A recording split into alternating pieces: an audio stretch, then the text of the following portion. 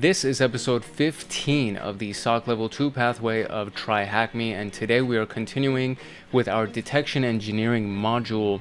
And the room that we're in today is the Threat Intelligence for Security Operations Center, or Security Operations. And we're going to learn how to utilize threat intelligence to improve the security operations pipeline. That is the purpose of the video today. My name is Hank Hackerson, and I am your host for today. And to get more videos like this and everything else inside of cybersecurity, pen testing, ethical hacking, I do encourage you to like, subscribe, and turn on that notification bell so that you get notified the next time that a video comes out.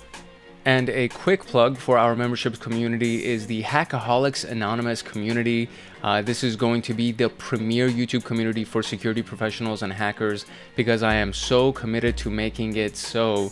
And we have 4 tiers for it. We have the basic supporter, as well as all of the more advanced tiers where you get a lot of perks. Even the supporter gets a lot of perks just for being a supporter. This is not one of those channels where we just say, hey, give us your money, and we appreciate you giving us your money. There's legitimate perks that are being attached to it. For example, Python automations, early access to content, one-on-ones with me, live chats with me, Q&As, AMAs, and so many other things. And I would very much encourage you to go check out this video. It's on our channel's homepage, and it breaks down all of the perks and the reasoning why I even started the Hackaholics Anonymous community. And if nothing else, I would very much love for you to at least check it out, maybe tell your friends about it. But if you do see some value in it, I very much invite you to become one of our members inside of the Hackaholics Anonymous community. That being said, let's jump into the intro for this video. So it's threat intelligence for security operations, and the introduction says this, right? So is your organization prepared to handle emerging threats like new malware, indicators of compromise, or 0 days? And in any case, can you determine unknown adversaries or apply known indicators from reliable sources in your security operations pipeline? Such questions arise when you think of the ever-going cat and mouse game of threat actors and security analysts on a typical day. As a group working to secure an organization, the security team is expected to be prepared to handle the never-ending evolution of threats and anticipate unknown possibilities of potential compromises.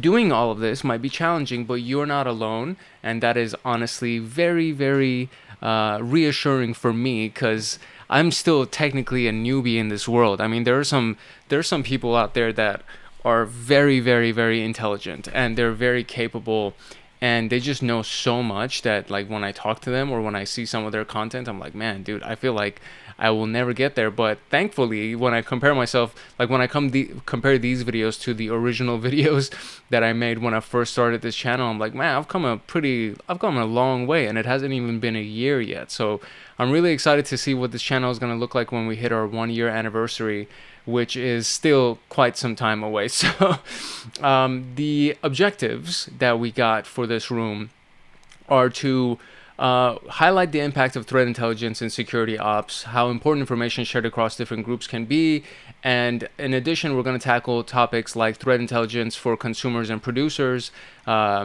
types of threat intelligence, utilizing threat intelligence to prevent and detect malicious activities.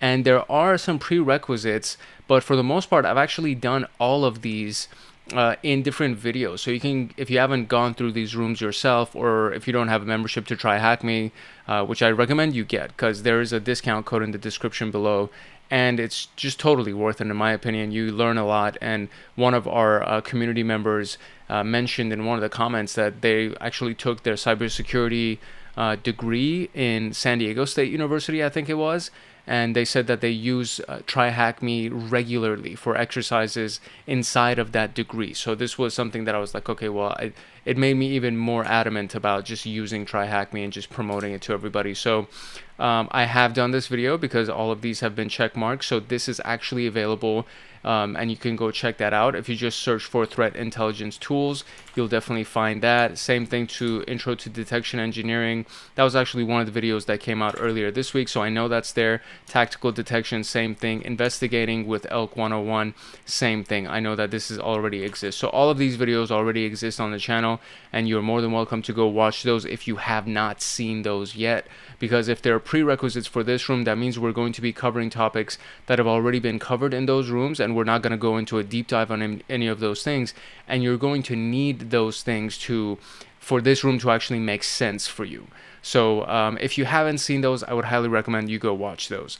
But if you just want to, be one of those guys that, hey, you're going to figure it out and you want to be thrown in the deep end, or guys or gals, no discrimination here. I welcome all types of hackers. I would very much love to see. I've actually seen girls in our community as well, and it's really, really nice, because when I look at the analytics of the community, it does say that most are guys, but it's nice to see that we actually have a certain percentage of our community actually be women and girls. And it's just really nice to see what happens when I get comments from the women. I'm like, oh my God, this is amazing. We actually have women hackers. This is like a great... I shouldn't be surprised, obviously. I'm digging a deeper hole for myself the more I talk. So anyways, we're going to move on. We're going to move on to threat intelligence feeds. First, we're going to do a recap of threat intelligence, and this is based on the definition that we got to our intro to cyber threat intel, which is this room as well. And of course, there's a video on this as well. So if you haven't seen that one, go check that one as well. So the threat intelligence is the analysis of data and information using tools and techniques to generate meaningful patterns to mitigate against potential risks associated with existing or emerging threats targeting organizations, yada, yada, yada. So it's like a very long-winded answer, and it's basically the analysis of data and information using tools or techniques to find patterns, and then using those patterns to mitigate against potential risk or prepare against potential risk with existing or emerging threats. Okay, so you're going to use data and information using tools and techniques to find patterns and prepare for potential risks. That's basically what we're doing. There are different classifications of threat intel. The primary is strategic intel, technical intel, tactical intel, and operational intel. Strategic is high-level intel that looks into the organization's threat landscape and maps out the risks based on trends, patterns, and emerging threats that could impact the business decisions, right? So this is the highest level.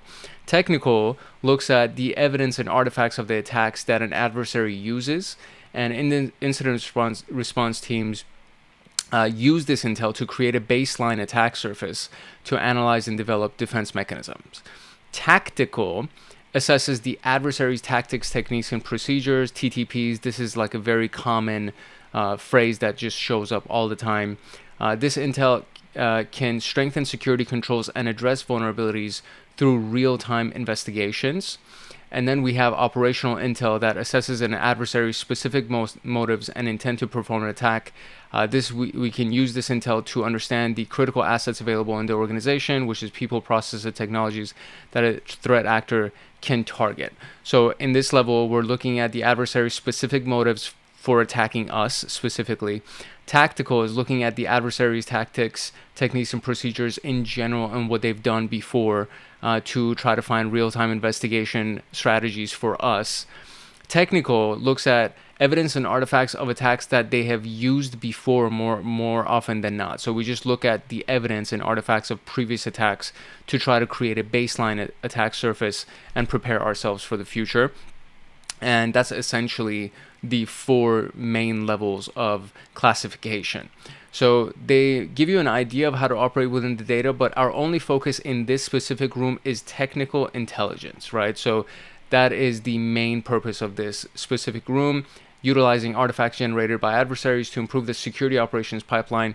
This is the most common of the four classes and is mainly known as IOC, Indicator of Compromise Based Threat Intelligence.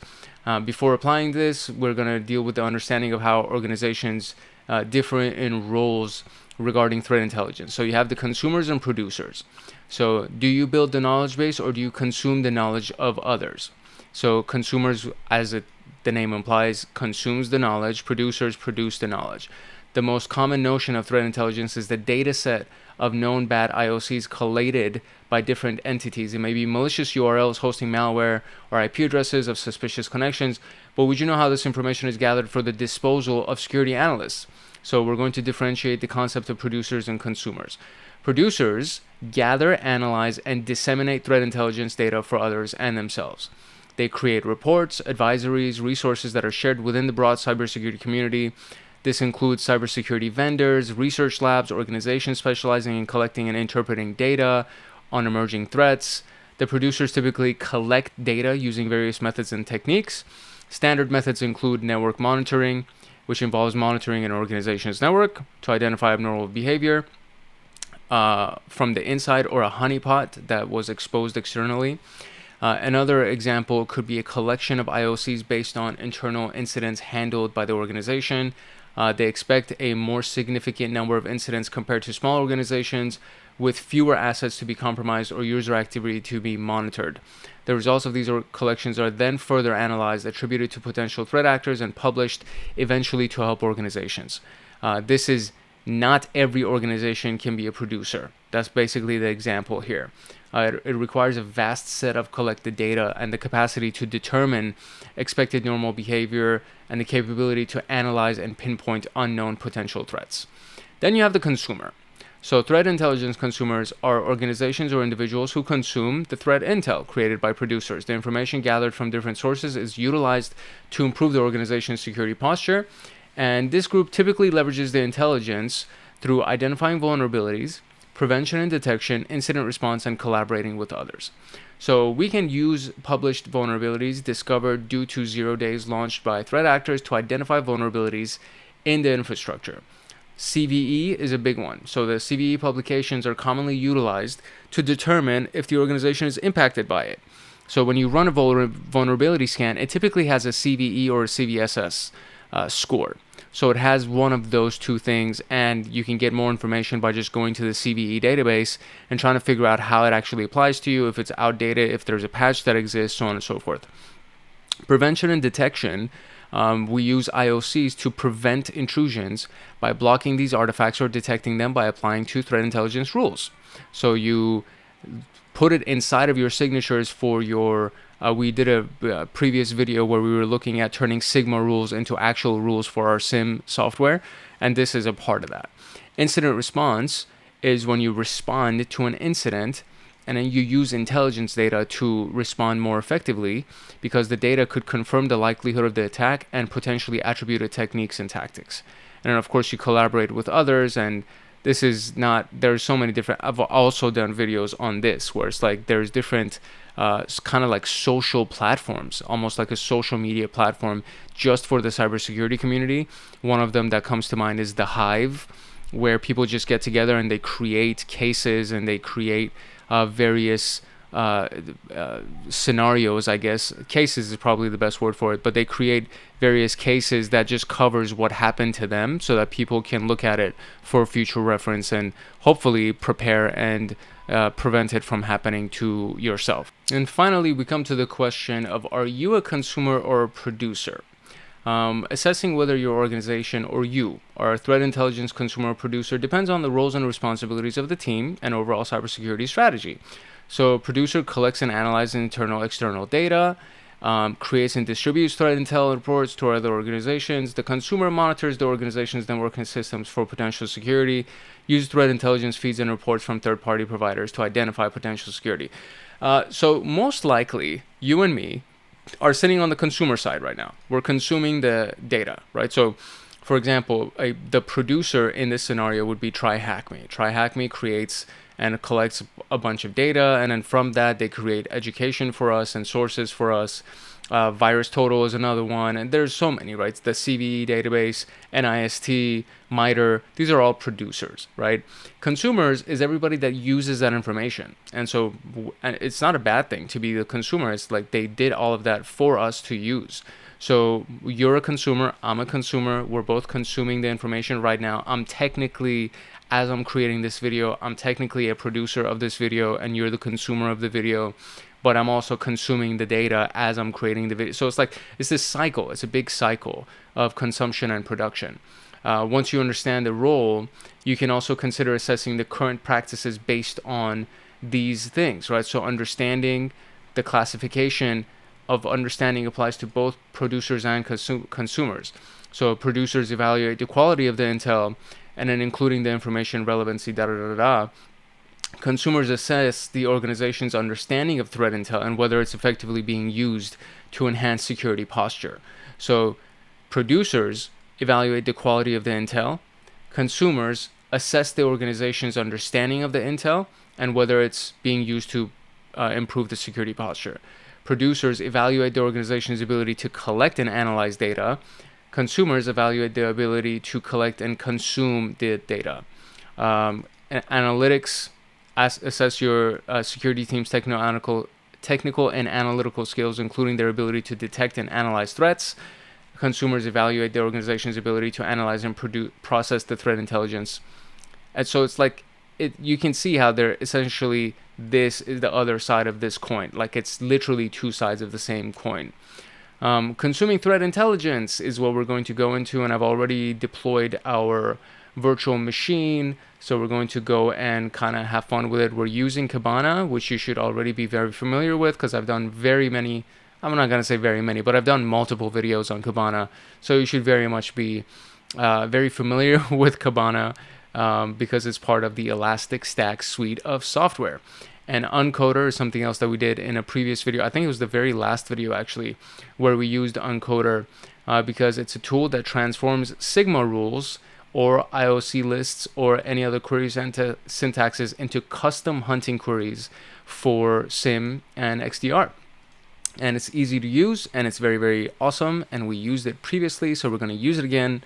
And that will be kind of the piece right here. So let's see. So it says we're going to use the set of IPs and feed them to Uncoder. And then this requires setting up a free account to Uncoder website. I guess I have to create an account. Follow along with these steps and imagine and the image below, and so on and so forth. And we're going to try to come up with the answer for it.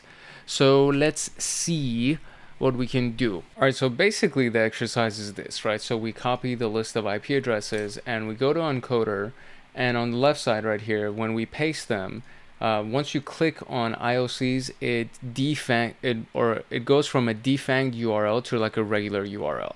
And then on the right side, you click on what type of rule you want to be generated. And for this case, since we're using Elastic Stack, it would use that. And then it creates the query for us. And, you know, as soon as you click translate, it creates the query for you. And that's basically it. And so we have what destination IP is one of these 4 IP addresses. And then you can tell from right here that I guess one of them is a duplicate IP address. And so it just created 4 specific unique IP addresses for us to use, right? So that's the whole idea. And then you take this and then you put it inside of Kibana as a query like this, where you have destination IP, whatever. We just paste it inside of the query at the very top. You just got to make sure that you're on the right index, which is file beat in this particular case. And then we just got to make sure that we're in the right date range as well. And then that's it. That's what we get, right? So what we're going to do to answer these questions is we're going to repeat this entire process except with this list of IP addresses. And so when you see this, you see these brackets right here. That's what it means to defang a URL. You should already know that by now. So we're going to take that list, we're going to paste it here, and then notice that now it's the actual IP address. It's not the defanged version of the IP address. And then we're going to click translate, and now we have a whole new query right here that I'm going to use for my Kibana instance. So first and foremost, I'm going to actually go to my Kibana instance, and then from there we're going to use the data that we got. All right, cool. Our Kibana instance is up and I logged in, and just to kind of show you, we are in the file beat index right here, and I updated the dates to the date range that they provided, which is 2/14 to 2/17 of 2023. And so we got this list, and I went over here and I created this whole piece right here. So I'm going to copy this, and we're going to bring it over here, and we're going to paste it inside a query.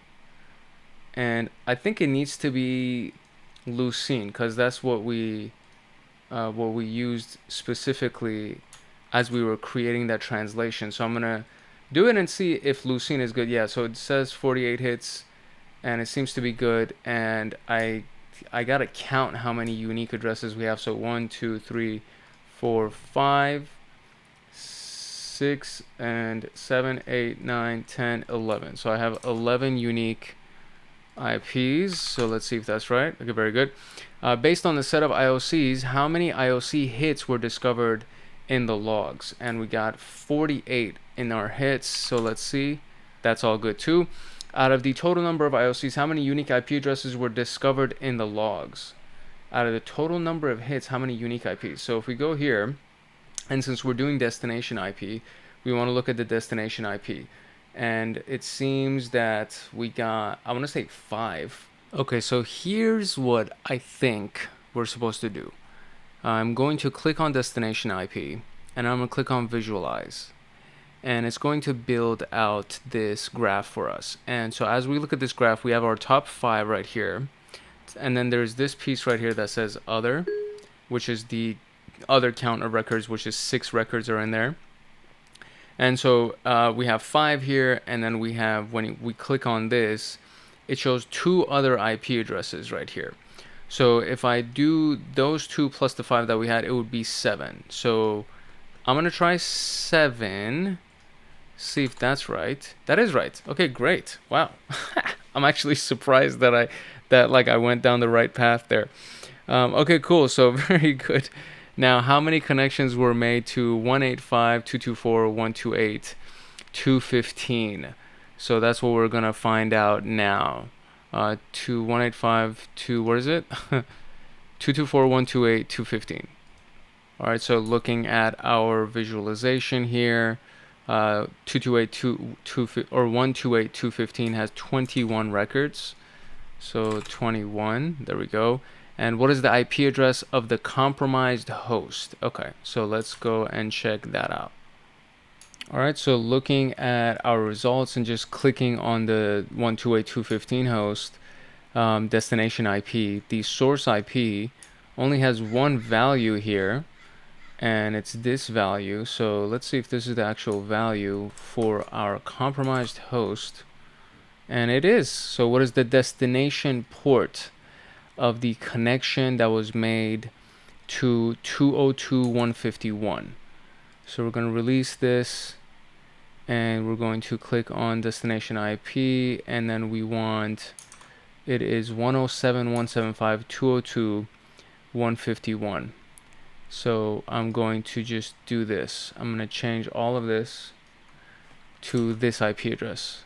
All right, so when we update it to that specific IP address, we get 3 hits, and then if we just scroll down here, there's something called destination port, and you click on that and you get port 80. So that should be the port, and there it is. All right, cool. So we got all the answers that we needed for this specific exercise. So now let's move on to, I wonder if we're going to do more stuff. I think we're going to do more stuff with Kibana, but let's just move on to the intelligence-driven prevention. Your organization has determined that you are a consumer of threat intelligence from reliable sources. Your task is to apply the concepts of being a consumer by deploying controls to prevent threats in your infrastructure. Using our current knowledge of threat intel, we will utilize the IOCs from reliable sources to deploy security controls that will prevent malicious activity in our infrastructure.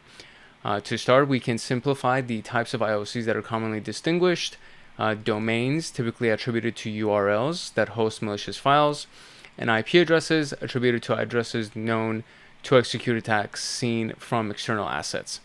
So IP blocking via a firewall is a well-known security measure that involves blocking ingress or egressing network traffic based on the device's IP address attempting to initiate a network connection. It's typically done using a firewall, and that controls, I mean, you should already know what a firewall is. Configuring firewall rules could be overwhelming, but having a direction to deny connections from a known malicious IP address is a good start, such as prevent intrusive connections against external applications that may affect service uptime or compromise via known vulnerability, prevent connections or connection attempts to the threat actor's infrastructure after successful malware execution. So this is what it looks like. So ingress is the attacker tries to do an intrusive connection, firewall blocks that inbound connection to the web server. Egress is the compromised host trying to do a callback, and the firewall blocks them so that they can't reconnect to the attacker, right? So that's the whole idea here. This would be the compromised host trying to connect to a C2 server, a command and control server. this is the person trying to actually get into your network. So domain blocking through email is pretty similar as well, just with, it seems like an extra step. So similar to IP blocking, we can configure email gateways to prevent known malicious domains from forwarding incoming email messages based on a sender's domain. Email gateways also depend on a rule set which should contain the block list of domains known to send spam or phishing emails. Once the block list is populated, the email gateway prevents threat actors from reaching the inbox of the target in the organization. So without email gateway blocking, this is what it looks like. The attacker sends a phishing email, goes through the email gateway, and the malicious email reaches the employee's inbox, which is the end user. With the gateway blocking, they do the same thing, but the gateway blocks the malicious domain because it's on its block list, and that phishing email never actually reaches the end user, which is very useful, especially if you have users in your company that just don't pay attention. Preventing spam emails from reaching inboxes reduces the potential attack surface.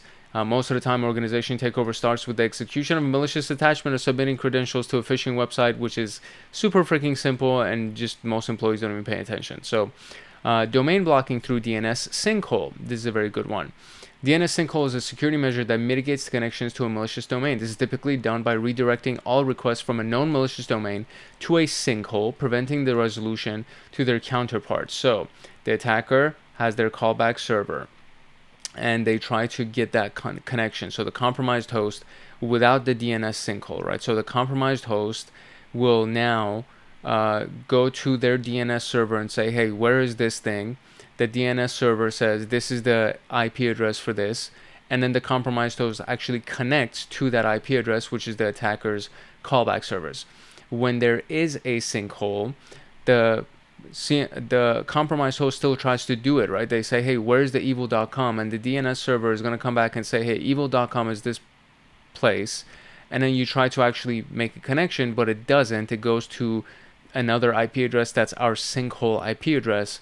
And this is on the sinkhole list, right? So the DNS server says that, hey, evil.com is on the sinkhole list. So anybody that tries to get to evil.com, actually send them to a completely different IP address, which is not the evil.com, which is the callback server right here, right? So it just sends them to the sinkhole.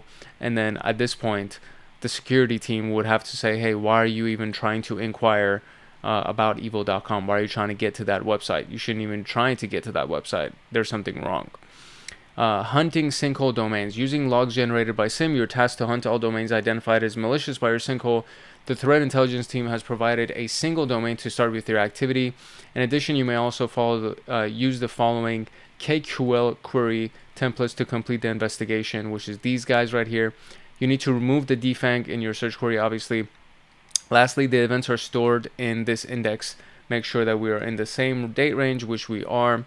So it says how many DNS queries to I don't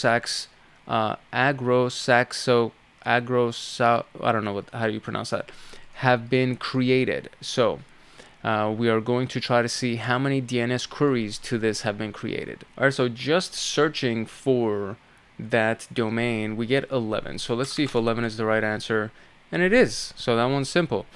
Before deploying the sinkhole configuration, what IPv4 addresses are resolved by agrosac's info IPs in ascending order?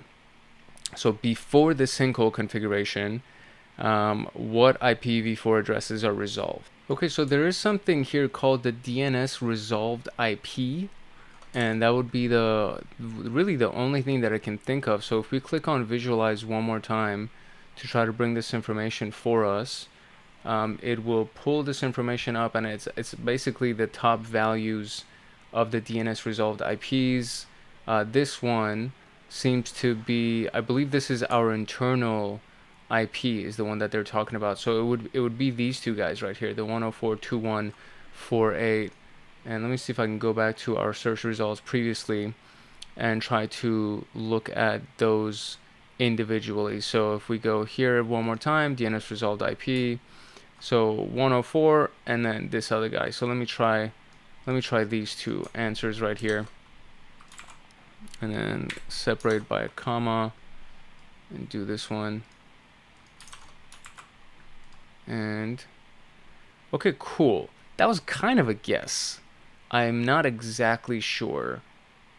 The hint itself, by the way, said that the domain resolved an internal IP address after the configuration change. So the domain resolved an internal IP address after the configuration. That long one right here, the big one right here, the 192 is the internal IP address, and then we have these two right there.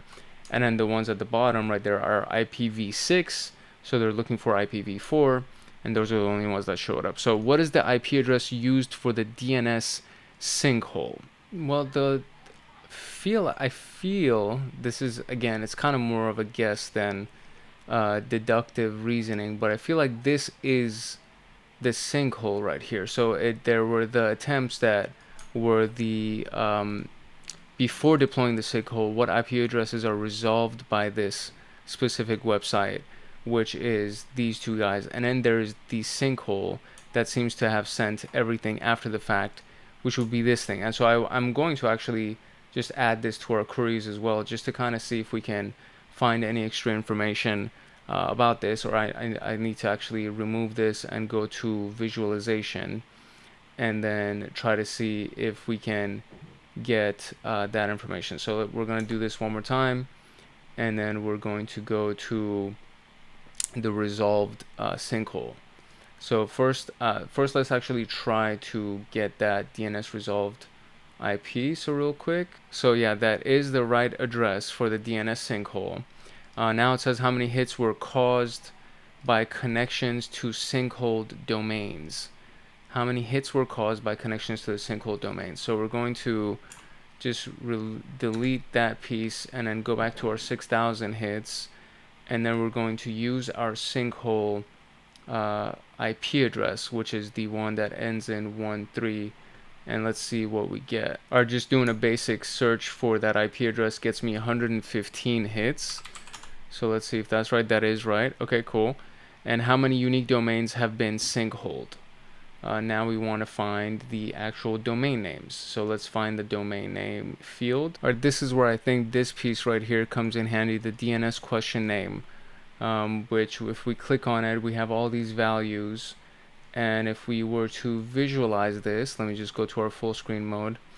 It will give us our visualization right here. And then what we need to do is we need to expand this so we have all of these other numbers as well. So I have top 5 right here. So let me see if I can get the rest of them. If we click on this piece right here where it has the top values, it allows us to share the number of values. So it gives us the actual, 5 right here.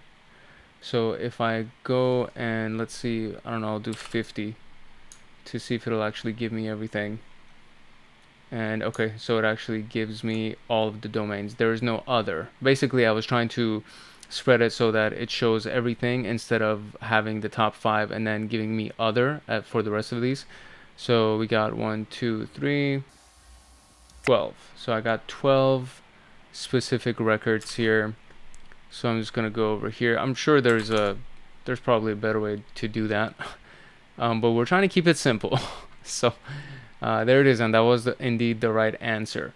So just to kind of review for myself, right? So how many DNS queries to this domain, and all I did was I just searched for that domain. And then before deploying the sinkhole, what IPv4 addresses were resolved? So we did DNS resolved, and then it gave us the list of the IP addresses, and then you had one that had all the bulk of the results, which is this guy, and then you only had 2 other IPv4 addresses, which were these 2, and those 2 came out to be the answers right there, and then this ended up being the sinkhole.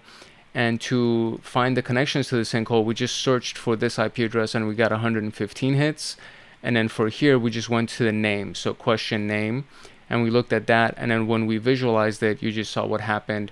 We just looked at the number of hits that were available and the top values that showed up, and we had 12 values. So that's it for that, and now we're going to go to intelligence-driven detection. All right, you have successfully deployed preventive mechanisms to mitigate known IOCs, to maximize the capabilities of your detection. You are now tasked to improve the detection capabilities of your tooling. We have started utilizing threat intelligence from the previous task to prevent potential compromises from malicious actors. Now we will leverage threat intelligence IOCs to know if something suspicious is happening in our infrastructure. Optimizing detection capabilities, implementing detection based on IOCs may be pretty straightforward as one may think. We can deploy a blocklist rule for known malicious IOCs. As example set of detection use cases is listed below. So the indicator of compromise, right, would be the IP address. So connection via firewall logs where the direction of the connection dictates the potential root cause. Egress and ingress is what we found. So egress connection to a malicious IP indicates potential execution of malware. Ingress connection from a malicious IP detects an intrusion attempt. Then you have the URL. Connections via proxy logs wherein the HTTP method dictates the nature of the connection. HTTP GET requests indicate a potential download of malicious files. HTTP POST requests indicate a potential submission of credentials or exfiltration. So as long as you understand what a GET request is and what a POST request is, and the GET keyword kind of just implies what it actually is. So when you make a GET request from a website, you are attempting to get information from the website. When you make a POST request to a website, you're attempting to post information or submit information to the website. And then you have the domain. So malicious domains seen in DNS logs directly indicate a malicious activity in either one of the following: the domain hosts malware or additional files for its execution. The domain is a phishing website. The domain is being used for a C2 connection.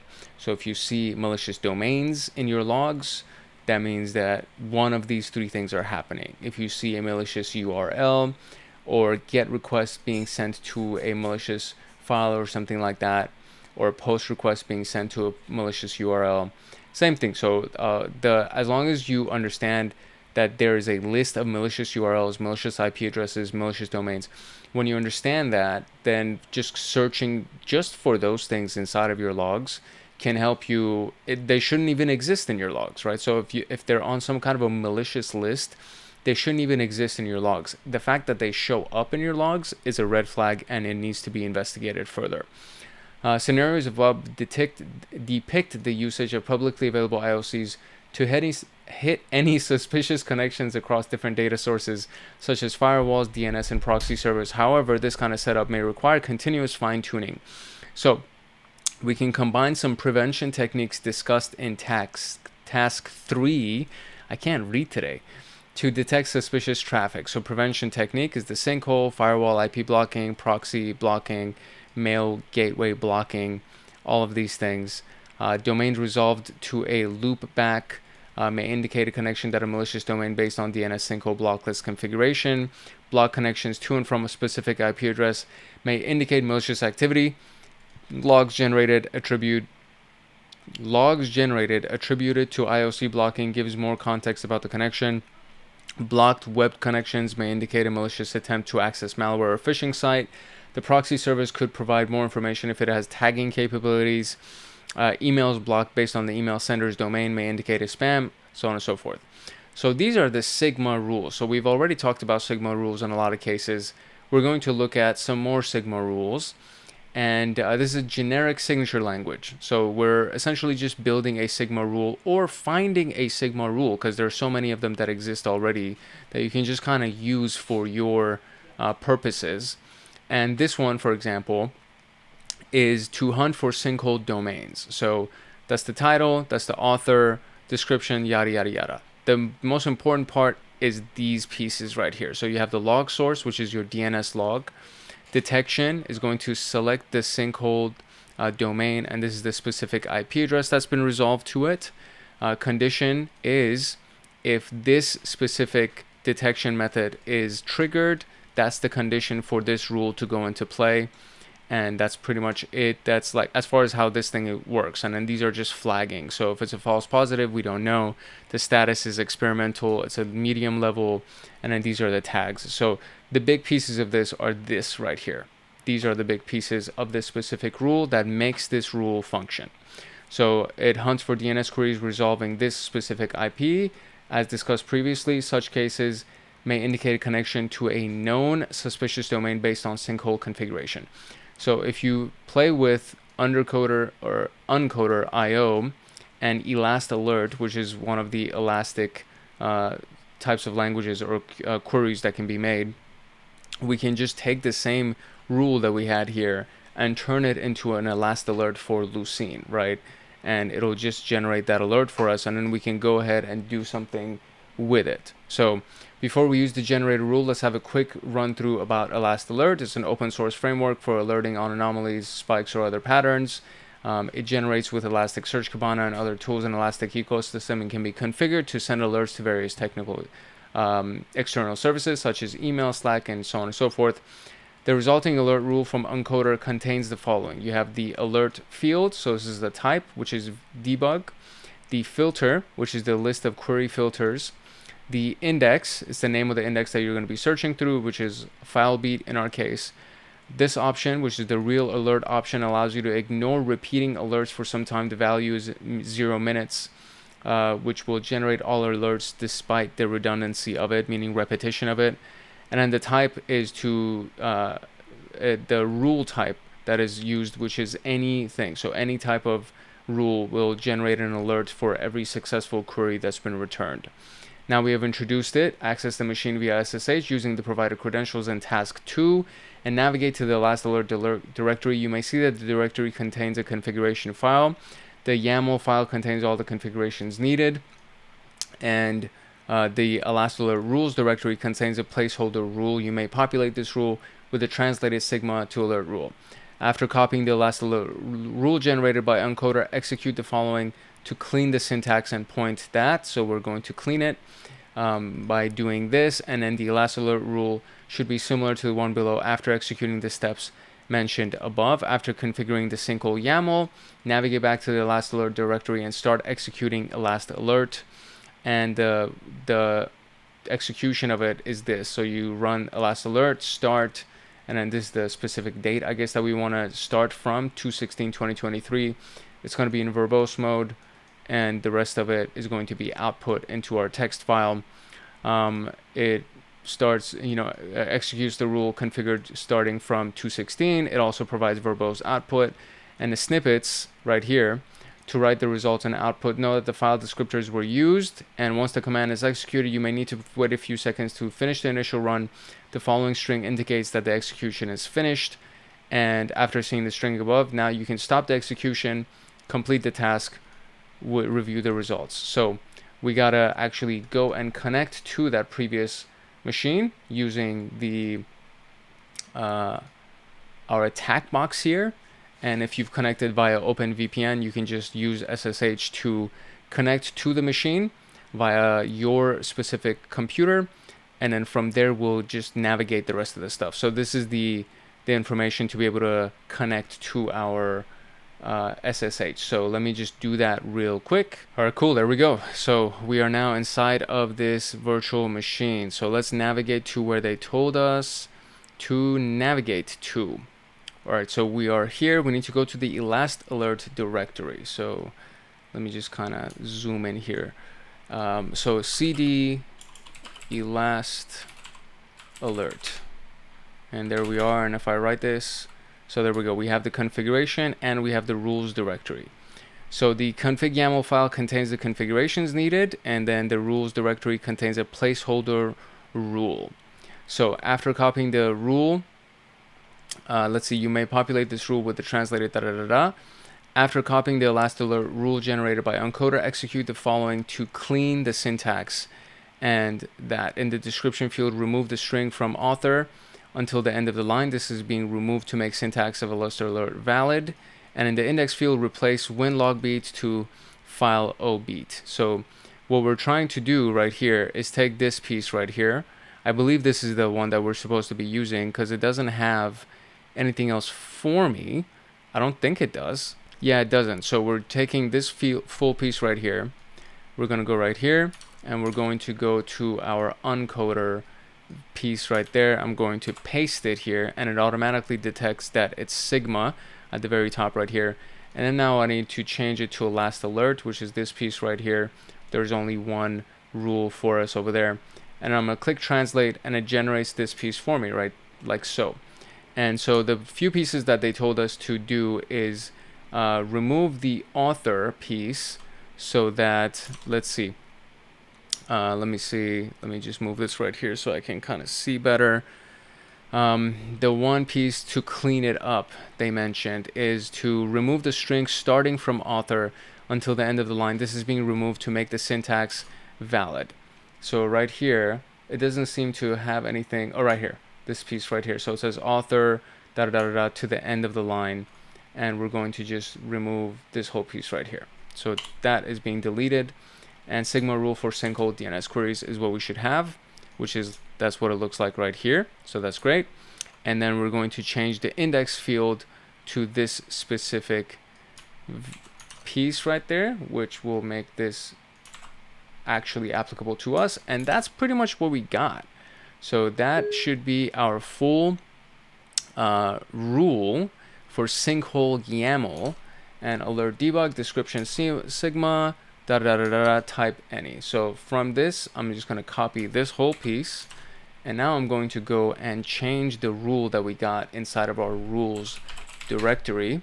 So there it is, and then if I list that, that's what it is. So I'm going to do nano sinkhole.yaml, and we'll be inside of this. And now I just need to, oh, it seems it's literally here for the most part. I think I'm just going to delete the whole thing, and then from there we'll just paste what we got right now to just make sure that it matches exactly the piece that I got. So give me one quick second. All right, there we go. It's almost identical to what was already in here. I just didn't want to, I don't know, individually edit the fields. I just wanted to have exactly the piece that we got. So alert debug description is this, filters query string DNS resolved 000.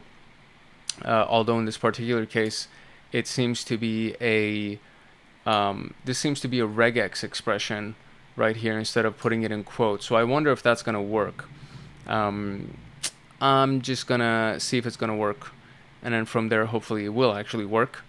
And that's my optimism.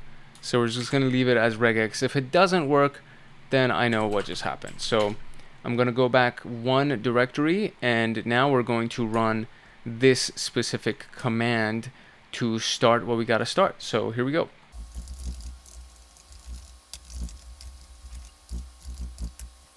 Okay, there we go. Starting up, disabled rules are da da da da, sleeping for however many seconds. So let's see, should be, I think it should be good. There we go, it's running. I think it's working.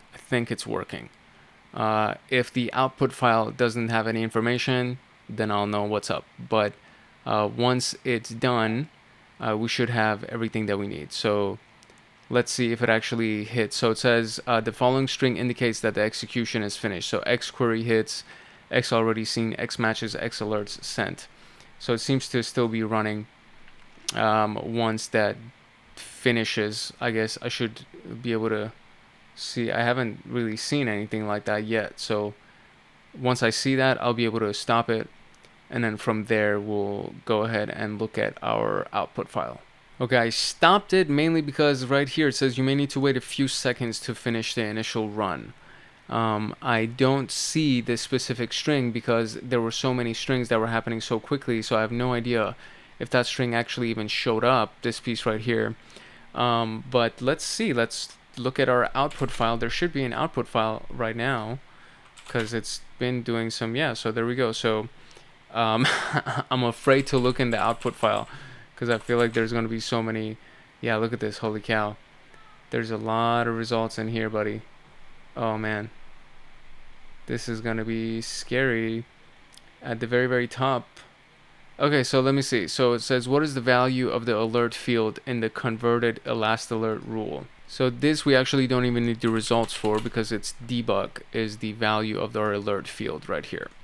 So that is what happens when we get our rule. So how many alerts were generated by the rule? I mean, this is definitely way more than that thing that it shows. So I know it's not in the double digits. I mean, it's a lot. So I feel like this was not correct. So what I'm going to do is I'm going to exit out of this piece right here. So let me see if I can exit out of this. And what I'm going to do is I'm going to remove the output.txt file. I'm going to go back into my rules directory, and I'm going to redo our sinkhole YAML file. And instead of having the resolved IP look the way that it does, I'm going to just change it so that it looks pretty much, there's like a few pieces about this piece right here that looks different from ours. So the description and everything is fine. The debug is fine. Filter is all good. Query is all good. This piece right here, DNS resolved IP, that piece right there, this is in quotes. So I need to change that. And I'm going to also change the name because it's spelled differently. So I mean, I literally want to match exactly what that piece says. There we go. So that's what that looks like. It's the zeros and quotes. It's not a regex version of the zeros with the backslashes. So that part I'm going to change. And then the other piece is the thing right here that it says DNS sinkhole _ I don't know if that's going to make a difference as well, but just in case, I'm going to change it so that it looks exactly the same. All right, there we go. And we're going to do that, and we're going to exit that. And then we're going to go back one more time, and we're going to run our last alert one more time. Okay, so I think actually even the first instance would have worked because I just realized that I'm supposed to be looking inside of Kibana, not inside of the output file that we got. So looking at Kibana and just being inside of the file beat index that we had, I just looked for the sinkhole domain, which is the 000, and it seems that we have 41 hits. So let's see if that's the right answer. It is not the right answer. Okay, so let's see what I can find here. Okay, so I actually just modified the query right here to use that specific query that they gave us in the previous task, which was there was one that said answers data, and then there was one that said name something. So where was it? Right here. So it says DNS question name, and then DNS answers data replaced with the sinkhole IP address. So that's the one that I did right here, and I just replaced it, and it gave me 40. So I think maybe that's the right answer. So let me see. Okay, cool. 40 is the right answer in this case. So we were on the right track. I was on the right track. I just needed to do this right here, and I think there was one specific entry, if you don't do DNS answers data, that maybe it just found something else as well, and it counted it, and it just threw us off by 1. So that one's fine. Now it says how many unique domains were sinkholed via this, so we're trying to go back to that DNS name query that we had right here, the DNS question name. So we're going to click on that, we're going to visualize it, and then we're going to go look at that. So let's go look at our visualization real quick. And it has it has the other right here. So we're going to just do the same strategy. We're going to click on this, and I'm going to increase it to 50 just to see how many I got. And it says 1, 2, 3, 4, 5, 6, 7. So I got 7. So let's see if that's right. Very good. And then what is the sinkhole domain that has an RU top level domain? So it's the right here at the very top, you can see it, twizzed RU. And these other ones definitely don't have an RU, so it's twizzed RU. So let's just type that in here, and we got it. That is it. We are officially done with this one. I was so close. I was right on the right path, but that was the only thing that I needed to do, was just modify this specific piece, DNS answers, and just make sure that we actually got the right one for the sinkhole domain, which we did. And that's pretty much it. So that's all we got. So let's check out the conclusion real quick, which seems to just say congratulations, as they normally do. So we are officially wrapped with this room, ladies and gentlemen. Nice job. Great hanging out. I hope you got some value from it, and I hope you tried this yourself as well, because this was actually one of the free rooms that was available inside of TryHackMe. So you could definitely go try this out, and you could get access to the virtual machines and everything else that was available here as well. If you got any value from this video or from this channel, I do encourage you to like, subscribe, and turn on that notification bell so that you get notified the next time that a video comes out. And I definitely want to hear from you in our comment section. The comment section is very active and it's very live. I get a lot of comments from a lot of different people, and it's one of my favorite things about this community because I get to actually interact with you and answer your questions. And if the question is a really, really good one, then I create a video as a response to your question. And I've done that several times now. And that's one of my favorite things as well, because I'm literally doing the stuff that is most useful to you. So I would love to hear from you. So definitely make sure you drop a comment, even if you just want to say hi. And make sure you like, subscribe, and turn on that notification bell as well. And if you want to take your education a step further, I do recommend the Hackaholics Anonymous community because it will be the premier YouTube community for security professionals and hackers, because I am so committed to making it so. So I give away a lot of automations, I give away a lot of one-on-one coaching. You get access to my email address, and then you can hit me up and then we can chat back and forth that way. You get the Discord community, you get members only videos, you get discounts on the merchandise, you get early access to content. There's so many things that I give as a perk that comes as a part of that community. This is not something that we just say, hey, give us some of your money and you're a supporter and we thank you for being a supporter. I very much want to give you value, and I do give value. And if you ask any of our members, they will tell you the same exact thing. So definitely check out Hackaholics Anonymous for your further education. It's your boy Hank Hackerson at Hank Hacks Hackers, your favorite network and system attacker/protector. Love, peace, and chicken grease. If no one else loves you, Hank loves you. I will see you in the next video. Later.